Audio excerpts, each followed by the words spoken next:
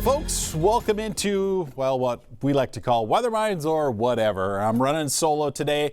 No meteorologist Ben Derry, no Courtney Aiken here for today, just me. So we're going to be talking about the forecast. We'll kind of do a quick look at the forecast for you. So if you just want to see what's going to be happening for today in the 7-day forecast and kind of make your way, that's fine. Then after that, we'll dig a little deeper into the forecast. We're actually going to talk a little bit about the tropics. We'll take a look beyond 7 days. We'll talk about some of the temperature trends, the humidity trends that we're seeing, and we'll even talk a little bit of air quality. We'll mix all that in. But again, a little deeper dive into the weather. We like to do that here. We like to just more than scratch the surface. So why don't we start out with a look at kind of the weather headlines. 3 bullet points to kind of set things up for you. Today, Wednesday, cool and comfortable. It's 9:30 through these morning hours. You've probably stepped outside even just for the morning coffee, or you let the dog out and you notice, wow, does it feel incredible outside. It feels more like the first week and a half of June. That's what today feels like. Absolutely incredible. A nice big drop in the dew points. Yesterday was rather windy. There was still a little bit of humidity out there, but yesterday was fantastic. But today is going to be kind of where we bottom out in terms of temps and dew points. If you don't like it, that's fine. Heat and humidity is going to build in this weekend. You're going to feel the humidity really climb Friday into Saturday. That's where it really starts to feel like a different season, where we're going to come out of a mid-spring and feel like we're in mid-summer. And there is a limited chance of rain coming up. It is going to be rather hit or miss around the region.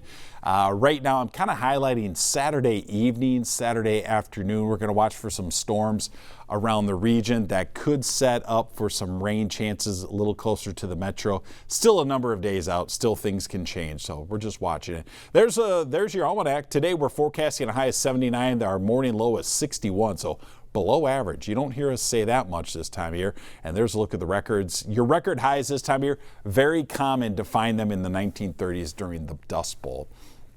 Taking a look ahead as we go through these morning hours into the afternoon, should make our way easily into the upper 70s. We're expecting this cloud cover that's been kind of hanging out overhead to get out of here and start to thin, and we should enjoy a little more sunshine into the afternoon. There's the satellite and radar again, just kind of this pesky cloud deck that's slowly drifting south. We have high pressure sitting over Alexandria, Fargo area, which means that to the east, the winds are out of the north, and that's why that cloud cover is just slowly drifting to the south. So we'll just have to give it some time.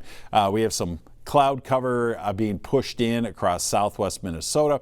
Rain chances really look like they'll stay away from us. So here's a look at the statewide forecast. More sunshine to the west, so that's why you get mid and upper 70s out there. Moorhead to 81. That cloud cover, it's a little problematic for the morning hours, so more of the low and mid 70s looking to the east. With that urban heat island of the cities, once that sun breaks out, numbers should really climb into the upper 70s. So here's a look at your 7-day forecast. Again, today, personally and professionally speaking, I love today. Today is just, if we could put this on repeat, this would be fantastic. But seasonal numbers, where we're supposed to be, mid 80s and mid 60s, that's what Thursday, that's what Friday is going to feel like. But Friday into Saturday, the dew points really start to take off. And it looks like for the weekend, high temperatures will be around the mid 90s. Dew points should be upper portion of the 60s. That's going to put our heat index mid to upper 90s. Right now, I'd say about 95 to 99 for Saturday into Sunday. The numbers start to drop off a little bit there on Monday. We're going to dive a little deeper into that, what we can expect for the following week coming up here in a little bit. So that's a quick look at the forecast as we break it down this week. For the work week, what you just saw in the 7-day forecast is below or near normal temperatures and relatively comfortable conditions for the weekend. And it really centers on the weekend for those surging dew points. The dew points will actually start to drop off early next week. We'll take a little bit closer look at that here coming up in just a little bit. But the current temperatures around our region right now, we are starting out with a lot of 60s on the map. Still a little chilly with those north winds around Lake Superior, Hayward, and Duluth are going to be a little on the chilly side today. Right now 52 in Hayward, but 61 for St. Cloud, 63 in Bemidji, 61 for Marshall. And for the dew points, absolutely incredible. Look at all the 40s on there even as we head into the late morning hours, dew points still in the 40s, a lot of 50s on there, which means you're going to be feeling pretty comfortable. Here's a look at the rest of the day as we make our way into the upper 70s, but notice those dew points staying in the mid and upper 40s. So even if the sun is out, you're under beautiful blue skies and that temperature's hitting 78, 79 degrees, you're still going to feel comfortable with dew points in the 40s. It is going to feel absolutely marvelous. There's another look at those temperatures. As I mentioned, we have that mid 70 to the east, upper 70s near 80 to the west. So here's the overall pattern that we have right now. High pressure just kind of sitting out over western Minnesota. And again, that cloud cover that we have, that kind of stagnant cloud cover, those north winds on the east side of that high are not very strong. So it's not really shoving those clouds out of the way too terribly fast. And that's why it's going to be a little more persistent through these morning hours. To the west, we're going to have south winds kicking in, and that's going to happen later on today. That high pressure is going to be drifting to the east, so eventually our north winds late tonight will shift to the south, but they'll stay light, so we don't expect a big temperature swing. It's not like we have a strong cold front coming through. It's not like we have really strong winds really ushering in a big warm up or a big cool down. These are light winds. High pressure is going to hold that area of cloud cover and those showers off to our southwest. So again, dry conditions for today. As we go in, there's just a closer look again, kind of that persistent cloud cover, the I-35 corridor, western Wisconsin, but already seeing a nice clearing trend across northern Minnesota. Here's also some other really good news, the air quality. Absolutely fantastic to see all that green on our maps. And notice when you look up towards Grand Marais, we're not seeing the orange and the red right now. So we've had some rain up there. Firefighting efforts have been successful. They're still working on some of those wildfires, but they may not be producing a lot of smoke right now. As we get stronger winds later this week, Friday into Saturday, that may start to kind of initiate some of the strengthening of those fires. It just depends on, again, firefighting efforts, which we certainly hope and pray that they're successful and we can see things quickly come to an end. But again, that's a lot of wildfire up there. It's a lot of territory, and it's very rugged territory, very tough to get to. So for the near surface smoke forecast, there is some haziness, there is some wildfire smoke out to the west of us, and high pressure kind of pushes it up and over the area. But the good news is, looks like it wouldn't be anything more than some hazy conditions and maybe moderate air quality as we go through Thursday and get into Friday. That's just not a really high concentration of wildfire smoke. So again, some optimism there as well.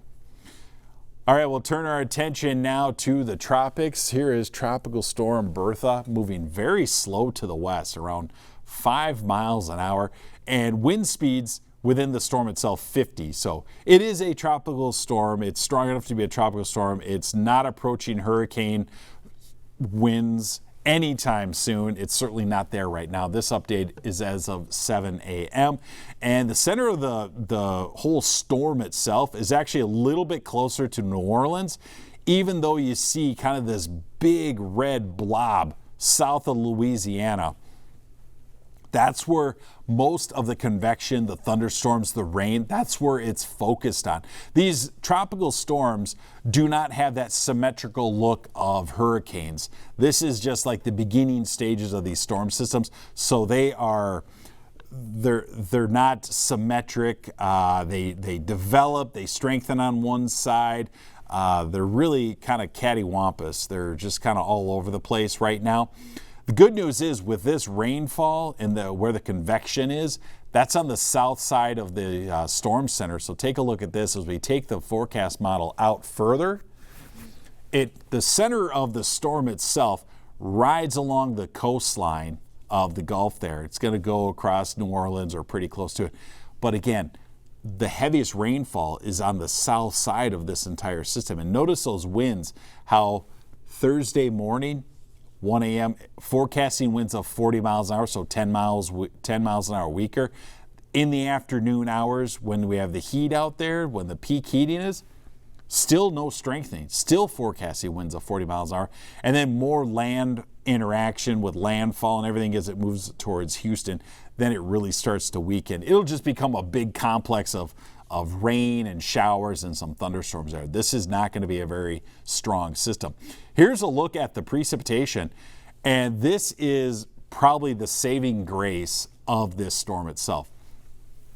Again, the center of the storm kind of hugs the coastline, but notice this high resolution forecast model does not generate much rainfall at all for Louisiana, for Texas and whatnot. So many times we'd see these storms roll into parts of Texas, and the concern would be that it would sit over Houston and flood Houston out. But the strong thunderstorm, the strong convection, the strong rainfall is on the south side of this storm system itself. So most of it's going to be over the Gulf waters. Not all of it, but most of it. As you get down maybe a little bit closer to, not quite Brownsville, but maybe Corpus Christi direction, that's where we might see some flooding. We might see some of that heavy rainfall have a little more of an impact. This is what's kind of interesting about all this. So here, these are your typical tropical storms and the hurricanes and the major hurricanes on a timeline. And peak season is typically early September. About the first week of September is kind of typically peak season. That's when you're going to have some of the biggest storms over the Atlantic. They're going to be making their way off the west coast of Africa. They're going to move across the Atlantic. They're going to roll into the Caribbean. They're going to roll into the Gulf of Mexico. They're probably going to make landfall somewhere. They're going to make some big headlines. That's usually early September. Typically, though, we should have seen at least a few storms by now. Not tons and tons of storms, but when you take a look at the total numbers and things like that, usually you get through July, we will have seen a handful of storms. We're on letter B. We're on number 2. That's it. That is how quiet it has been around here. Remarkably quiet. Certainly it'll be interesting to see what happens as we get closer to August and work our way through the month of August. We would anticipate that, yes, we'll start to see a few more storms. It's not going to be 2 and we're done. That's not it. This is a big reason why. Our El Nino pattern. Now, folks in the southern portion of the country love El Nino. One, it sets you up with more moisture in the desert Southwest. This is the time of year when places like Phoenix, Las Vegas, Tucson, out towards Albuquerque, you get to Durango, Colorado, you get to Yuma, Arizona, Lake Havasu direction. This is when you get your monsoon season. This is when they count on a good amount of heavy thunderstorm activity. They also want to see good rainfall in the winter months too. Again, it's a very different climate down there than what we have up here in the upper Midwest. The other great thing about it is notice those winds moving across the southern U.S. and they move across Florida. Those are mid and upper level winds. What's the one thing hurricanes hate? They don't like winds. They generate their own winds. They are big wind machines, don't get me wrong. But they don't want any outside influence on them. They don't want winds racing across top. That creates shear, and that really hinders their development. So this is a 1-2 punch that El Nino does to hurricane season, is that it really cuts down on the number of storms that we see, but it also sets up the southern U.S. for a good amount of moisture. But if they can get it without the hurricanes, that's even better. For us, we tend to stay drier than normal. We also tend to stay warmer than normal, if I can get the words out today. And that's really what our summer has been living up to. Again, we're struggling with the rainfall. And again, we've had some pretty warm spells around here. We've had some cool stretches though too. Here's a look at that dew point trend. Again, really peaks as you get into the weekend. And then Monday, Tuesday, notice how it hangs out near 60 degrees. If we continued that line, it would stay close to 60 degrees for next week, which is good because our temperatures are going to stay above normal for the most part. So if it's going to be hot and we can have some lower humidity, that's a win-win in my book. And as far as the precipitation goes, below average, and again, you would expect that with El Nino, but notice the desert Southwest also expecting above average and even Florida. So definitely an El Nino signature there. Also with the lower humidity, lower chances for us to have rainfall, which is something we need. There's a look at the July rainfall totals. Rochester got out to a great start with some big storms, but elsewhere, definitely looking like we are in desperate need of that rainfall around here, and it just doesn't really show up in the 7-day forecast. Right now I would focus Saturday, again, Arrowhead region, western Wisconsin, could set the cities up for some rain late Saturday into the overnight hours. Otherwise, hot and humid. There's more weather and news coming up around the corner.